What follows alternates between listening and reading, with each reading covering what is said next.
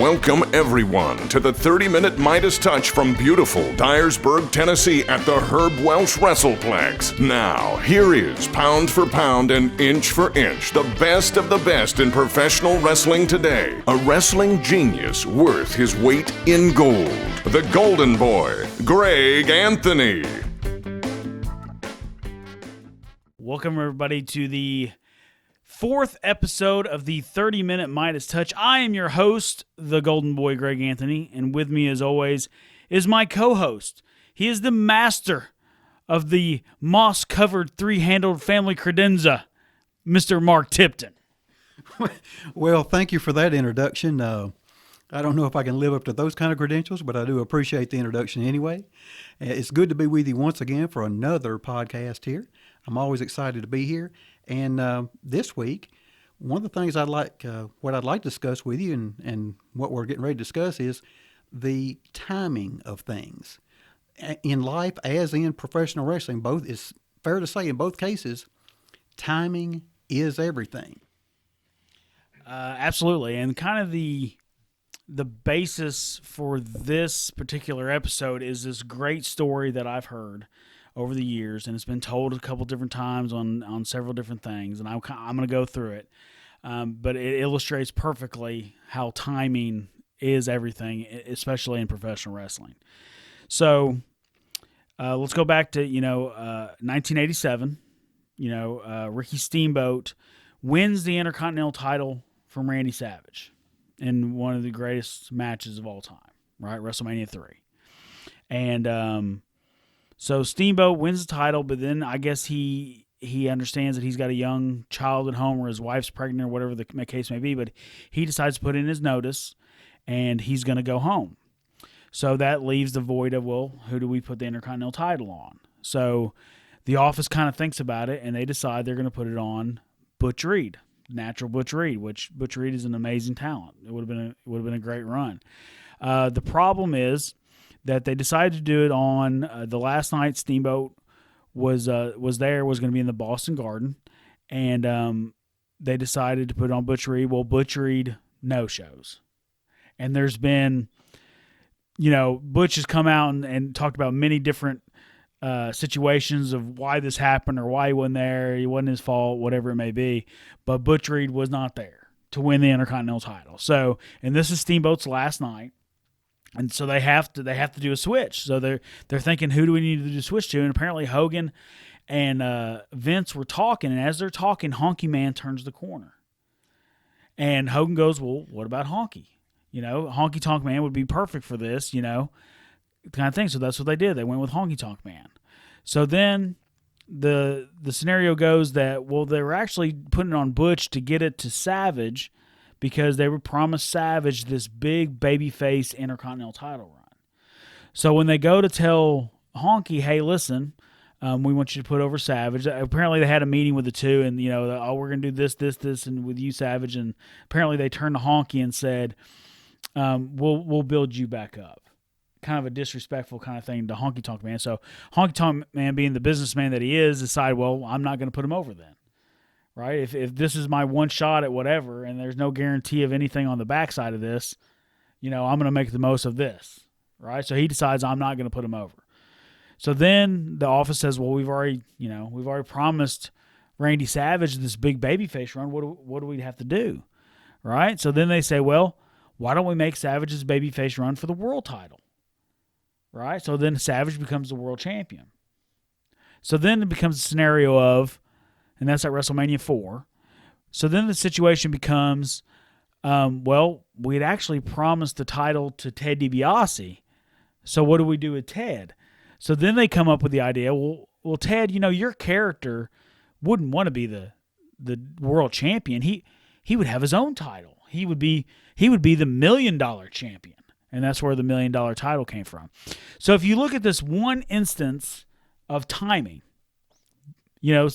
Steamboat saying that he had to go home for his kid, or Butch Reed no-showing the event, whichever one you want. Think of the lives and the careers and the wrestling history that was changed in these few beginning decisions.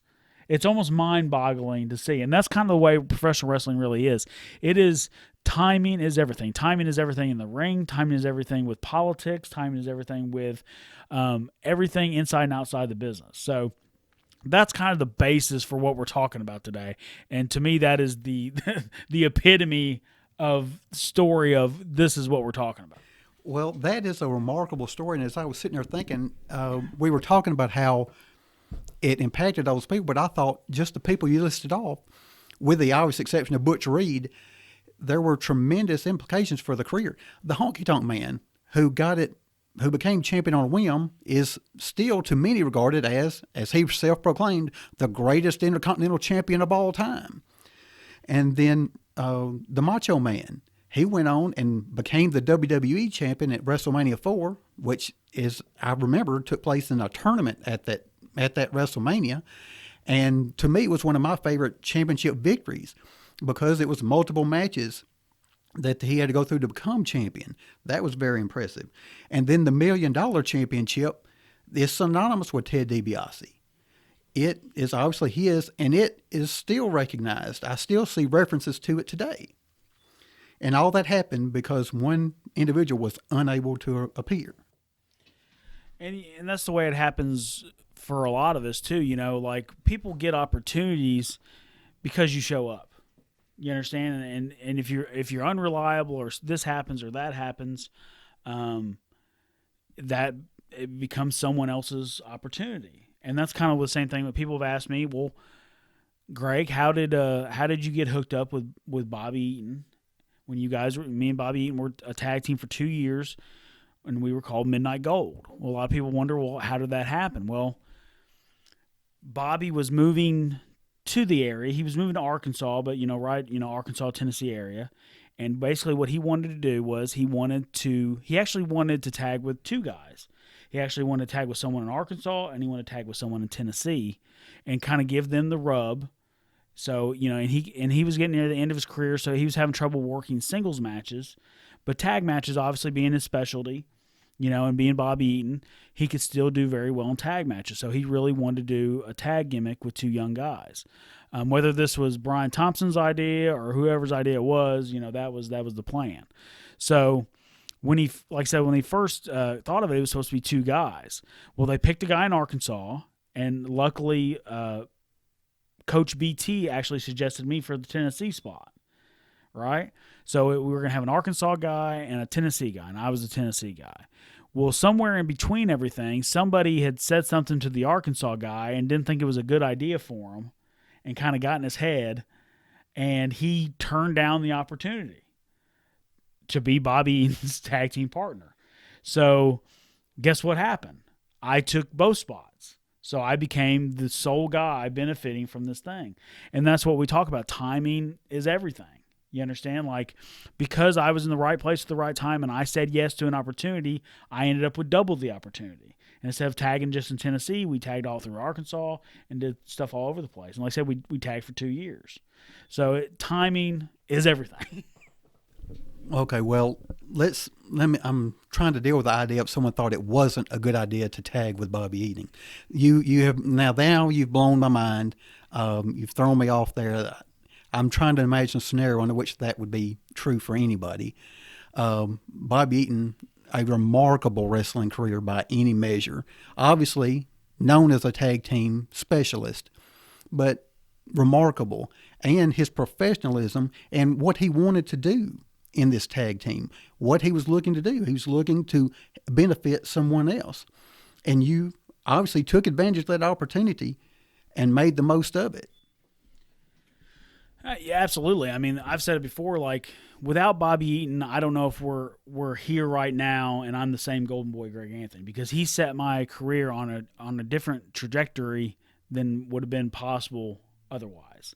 Because a lot of people didn't know who I was before I started tagging with Bobby Eaton. Then all of a sudden it was like, well, who's the kid tagging with Bobby? And all of a sudden Meltzer had put it in one of his, one of the newsletters, and like people were asking about it and people started talking. So that was my first like real, okay, he's kind of getting the rub. And like you said, Bobby is not just one of the greatest wrestlers of all time, but he's one of the greatest people of all time. He would give you the shirt off his back even if he just met you, and I almost saw that on several occasions.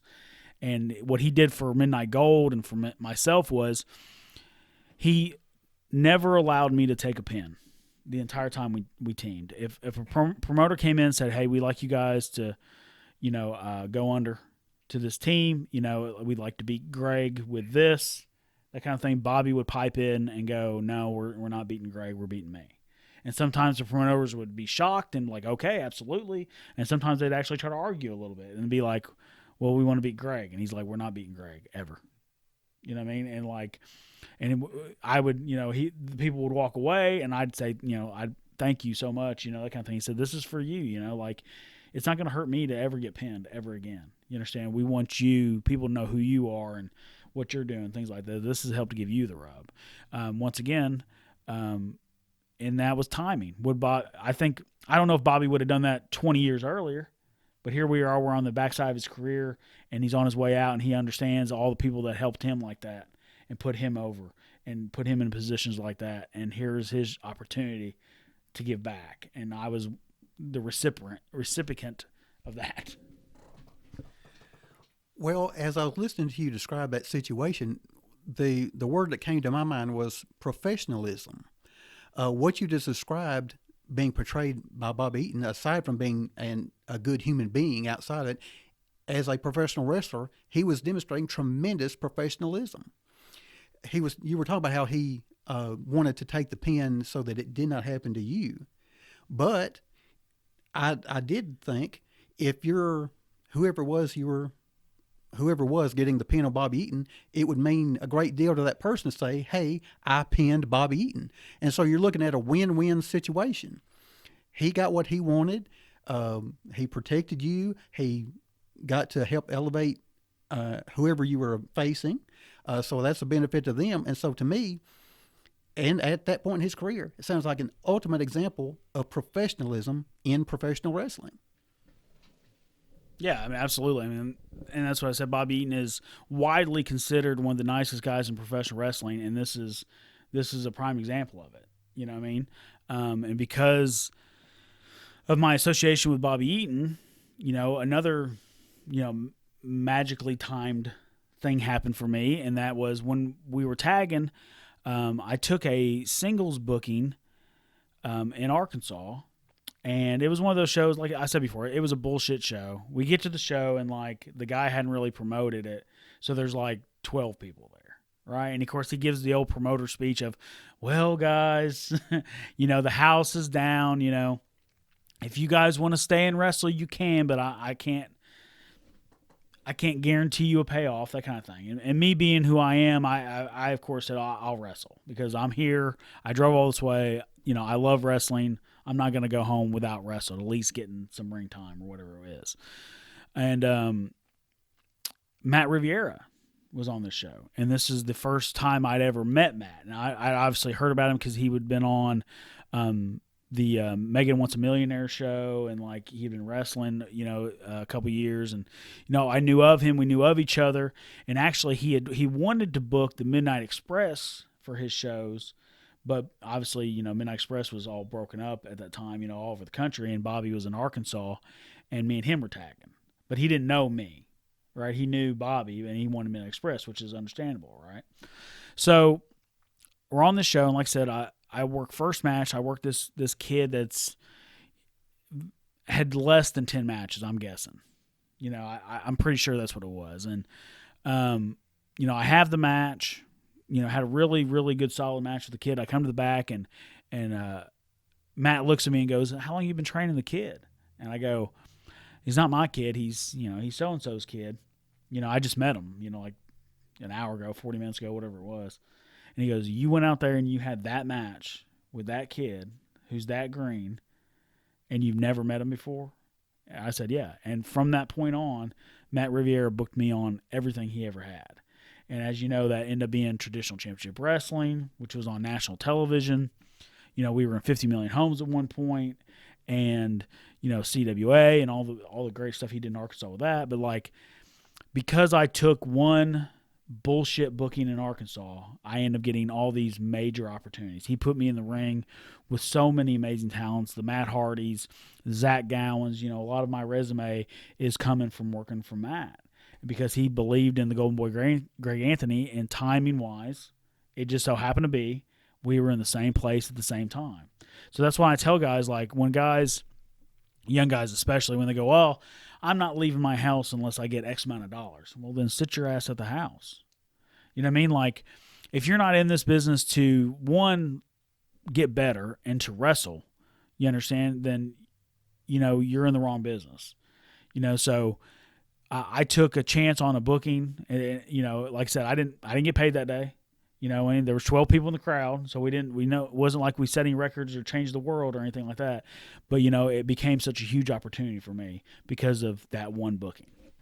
That is an impressive story, because what you're describing is you may not have gotten paid that day, but the events of that day paid benefits for years into the future of your wrestling career up to this moment. And that's remarkable. And the impression you made on Matt Riviera, and leading on into other things. Is there anything else you'd like to expand on your relationship with Riviera that carried forward? Yeah, I mean, me and Matt, I mean, from that point, I mean, we became really good friends, and we ended up becoming best friends. I was actually best man at his wedding, you know, and we always been pretty simpatico about everything when it comes to wrestling and how it needs to be presented. Do we agree 100% on everything? No, of course not. He thinks David Lee Roth is the greatest of all time, and I kind of like Sammy Hagar myself, you know. So we disagree about some things, and that's just one thing we kind of argue about. He likes Baron Corbin. I hate Baron Corbin. You know what I mean? There's certain things we disagree about, but I mean, for the most part, 90% we agree on most things, and we're just really good friends, and just inside and outside of wrestling too. I really feel like even if we didn't have wrestling in common, I feel like we would be friends either way, because we're both, we're both Christians. We're both from the South. You know, we both, conspiracy theorists, if I can kind of say that, right? We have that in common. We do a lot of this stuff. So me and Matt have always been, have been close, especially the last 10 years, so that's, and once again, that all goes to timing. If I met Matt when I was 20 and he was, 18, we may not be friends. We may have got on each other's nerves and it never happened. But because we met each other when he was a promoter and I was a wrestler trying to make it to the next level, because we met at that right specific time, everything clicked, and it went on from there. We still have a great relationship. That's a tremendous example of timing is everything, and those are two personal examples of the timing in professional wrestling and the effect it has on careers. What I contemplated is, are there any other examples outside of your personal career that you'd like to discuss that define this situation? I mean, wrestling is literally every story you have is timing. I mean, everything. I remember a story of Ted DiBiase told one time where he met this guy, and he said he was I think he was like 400, 500 pounds. He could move like a gazelle. He was charismatic. He had all this stuff coming for him. And then, DiBiase had to tell him, like, listen, if this would have been any other time, you'd be a star in professional wrestling. But it just so happens Yokozuna is the heavyweight champion in WWF right now, and there's not a place for another guy like you right now. You understand? He's already filled that spot. He's already filled that role. You understand? So timing is everything. Whether you miss it or whether you get it, timing is still the end factor. We talk about superstar Billy Graham. This is a huge. I mean, Billy Graham was obviously ahead of his time. He was in phenomenal shape, steroids or not. He was still in phenomenal shape, and he was about 10 years early, 10, 20 years early on a lot of that stuff, right? And Vince McMahon Sr., the way Vince Sr. did business was when you won the title, he told you when you were going to win it, and he told you when you were going to lose it. He knew exactly what those things were. So he knew that Superstar Billy Graham was going to win the title, but he was going to hold it for a year, and then he was going to drop it, no matter what. And Vince Sr. kind of stuck to his guns no matter what on that kind of stuff. So Billy Graham wins the title, and of course he has massive success in that year. I mean, he became one of the hottest thing in wrestling, you know, at that point. And but that year was up, and it was time to go with Bob Backlund, and that's what they did. You know what I mean? Timing is everything. Like I said, if Billy Graham had came along just 7-8 years later with Vince Jr., you know, would his career had benefited much more? Would he have been the Hulk Hogan in the scenario instead of Hulk himself? You know, because Hulk took everything, not everything, but, you know, he borrowed quite a bit from Billy Graham, right? So would Billy Graham have been Billy Graham-mania? You know what I mean? Like it could have been something like that. So, you know, and like I said, but Vince Sr. was so dead set on, hey, you're winning it here, you're losing it here. This is my plan. This is what we're doing. And I actually think Billy Graham went into a depression after that because he had done what he was asked to do, became successful, but at the end of the rainbow, you know, he still had to lose a title. You know, as to where most promoters might have called an audible and said, okay, hey, let's ride this wave while we got it. You know what I mean? And Billy Graham didn't understand that, and he went into depression. I think he completely, you know, that's when he became Karate Billy Graham, where he shaved his head and did the goatee and was completely different. And it was like I think he was in just like a deep depression. You know what I mean? So once again, timing strikes again, whether good or bad. You know, once again, there it is. Well, you're talking about timing in the promoter you're dealing with, because it seems pretty clear from the story as you laid it out. Had Vince Jr. been running the organization at that time, Superstar Billy Graham might have had a very different career than what he did. As remarkable as it was, I don't want to diminish what he did. He did have a tremendous career, but it is remarkable that the inflexibility of Vince Sr., and it almost sounds like Vince Jr. did not want to make that mistake, and that benefited, obviously, Terry Bollea, for those who wish to refer to him as that, and totally changed professional wrestling history with Hulkamania and everything that came along with it. Do you have any other individuals in mind you'd like to cite as an example? Like I said, it's kind of a, you know, pick 'em. I mean, like, you know, today, like in today's wrestling, for instance, you know, merchandise sales contribute to a lot of people's success on camera. You understand? If the New Day had never sold a T-shirt, you know, would we have got the pancakes and the cereal and all like Booty-O's and all that kind of stuff? I mean, you know what I'm saying? Like, would they have got any TV time at all if they hadn't have, you know, had that merchandise push, right? So then you look at a guy with that mindset. Okay, let's think about somebody that was a little bit before when they started doing that, right? Like John Cena, he pushed merchandise, so he became, you know, he was a focal point, you know. So what about the Hurricane? You know what I mean? Like nowadays we're looking at guys that are, you know, 180, 190 pounds, and they're the heavyweight champion anyway, right? So that was always Hurricane would never be the heavyweight champion because he's too small. Well, that's not a factor in today's WWE, right? So if the Hurricane was in the top 2-3, you know, merchandise sellers, like I think he was back in the day, I mean, would they have considered him for maybe the big run? You know what I mean? It's very possible.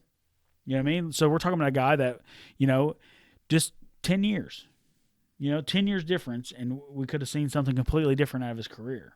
You know what I mean? I obviously had a great career. We all know who he is. That's great. But, you know, if you ask him, you know what I mean?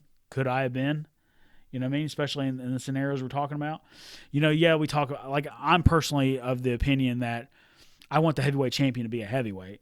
You know, I think bigger guys do draw more money. But we're talking about timing in this situation. So, like, timing-wise, if this is what they're doing nowadays, then why couldn't Hurricane be that guy today? You know what I mean? So, you know, timing, the timing that we need is all around us. You can pretty much name any wrestler or any story in professional wrestling history, and there's some timing involved to tell, you know, whether they did or didn't make it, you know? Well, that the Hurricane, and that because he's someone who had wrestled for some time and certainly hadn't achieved the success that character brought to him, and it was just about being the right guy at the right time, at the right place, with the right persona, or however you want to define it. Timing, once again, tremendous on his part. Would you like to expand on that, or do you have any others you would like to discuss? Well, pick one.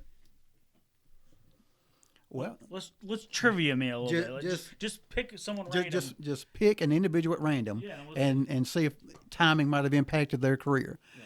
Well, we are in Western Tennessee. Okay. Memphis wrestling is what it is, and so let me just start with Jerry the King Lawler. Okay, that's a good example, Jerry the King Lawler. So, Jerry Lawler didn't set out to be a professional wrestler. He's an artist, right? So he didn't go to wrestling school and train for a year and then, start doing jobs on television and, stuff like that. He drew, the wrestlers, and he sent them into the television station. And I think it was Jackie Fargo himself who saw him doing it. And they actually showed his stuff on air with Lance, showed his stuff on air. And that one scenario pulled him into the business because he was a wrestling fan, obviously, but I don't think it really registered in his mind to be involved in wrestling. He just wanted to draw, so he drew the stuff, he put it out there, and then Jackie Fargo eventually I contacted him and say, hey, would you do some stuff for the program or for myself? Or whatever it was. I think he's told this story on his podcast or some other podcast before. But, he started working for Fargo a little bit and doing here and there. Then all of a sudden he worked for Fargo a little bit. Then he got a little closer to him. Then he started doing, random wrestling stuff. You see what I'm saying? Like all that timing stuff became because he drew some artwork and sent it into Memphis television. And now we have Jerry the King Lawler, who's been wrestling for 50 years, correct? Who's been wrestling for 50 years and is the biggest star in Memphis wrestling history. Timing is everything. And it makes you wonder what would have happened if he doesn't send in any of those drawings and to, I guess, Jackie or Lance Russell or whoever it was that received the things and took an interest of them. If he had not chosen to do that and not send it in, if he had just been satisfied to say, well, I'm going to do this on the side and enjoy it. And obviously the art is something that he's done throughout his career, and he still does today. It's but just to think how that changed into all the career that he had, ended up in the WWE Hall of Fame, among other things, and all the years he ran that Memphis territory, and all the championships that were won, and success he had at the Mid-South Coliseum for years and years. Absolutely, and that's what I'm saying. Like it's literally it's with everybody and everything. And I think we're coming up on time here, but I think I've got a really good one that you're going to enjoy, and I think all the people at home will enjoy too. Is here's the greatest one, a great timing one. What happens if Magnum TA doesn't have the rec? A lot of people say, well, does actually, one of the wrestlers last night, they asked me, hey, if Magnum doesn't have the rec, does Magnum become Flair? Well, no, he doesn't become Flair. But here's the real kicker. If Magnum TA never has the rec, do we get Sting? Do we get the Sting that became the face of the company, that became all that kind of stuff? Because Magnum's spot was basically Sting's spot. Sting did the Clash 1, had that 45-minute thing with Flair. They created a new babyface. Here we are rocking and rolling for the next 2 years. Here we go, right? If they didn't have to create Sting and they already had Magnum lined up, then Magnum's the babyface. Magnum's the guy. So that makes every other babyface 2-3. You know what I mean? So that completely changes the course of wrestling history too. Are we watching Sting on AEW Dynamite this week, or are we watching Magnum TA come out and blister Cody Rhodes, with some kind of scathing promo? You know what I mean? Does he have the same longevity that Sting has had, or does he filter out in the mid-90s? I mean, we just don't know. But that's another huge, what-if factor within professional wrestling. What do you think about that, Mark Tipton? I had not considered that, but thinking about it, that clearly changed.